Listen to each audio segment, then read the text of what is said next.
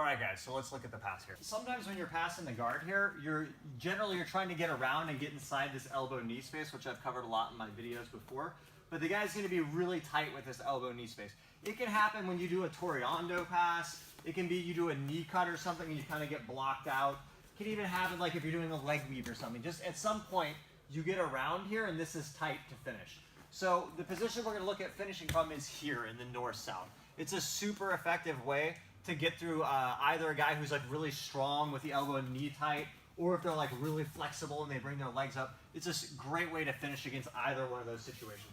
The problem when you're here is like, even if you're really strong and you can push super hard, if the guy's tight enough, like say super tight, you'll literally just lift him off the floor and you can't get inside that space, right?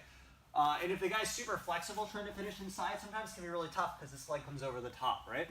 So once we get over here, what we're focused on is I want to prevent, rather than coming in from the side, we're going to try to go from the top down to get his legs to open up like this so we can work our way in, right?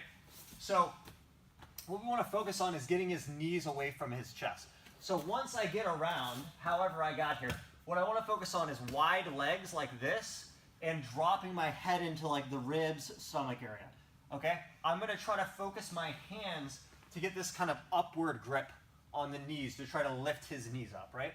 If I focus on the legs too much, guys with flexible legs will start sneaking their feet in to come back around. Or even if you focus on the body too much, sometimes guys go over your back with the legs, exactly, and they can start trying to take your back, okay? If I get a hold of the knees here, it doesn't matter how flexible the guy is. He can be like a contortionist from Cirque du Soleil or something. The guy can't get his legs up here because I'm pressing them up, right? Here, once I get them down enough, I'll drop my chest and start working my way in, right? So it's kind of a fight when you do it, but it's very effective. So it's going to look kind of sloppy, kind of rough, but it's one of the most technical ways to finish the pass, okay? You come around here, you hit this position, you tripod, drop your head in, and focus on the knees fast. Even if my chest kind of lands on him here, come down this way a little bit. Right, even if my chest kind of land above his legs here, as long as these feet can't come in, I can start fighting here, right? So keep bringing your legs up, right? See, it can look like that until you drop your way in. Whichever side he tries to turn to this side. Yeah, I try to hook this leg to prevent him from turning in for like the double leg defense where they come up on their knees, and I would elevate this, right? If he goes the other way, same thing. I hook that leg and try to secure here.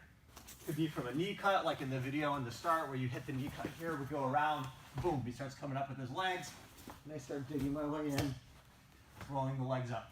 Notice if sometimes the guy's super tight with his knees, you can literally lift him off the floor and go for the back. Generally you'll get in, but I've had this happen quite a few times as well.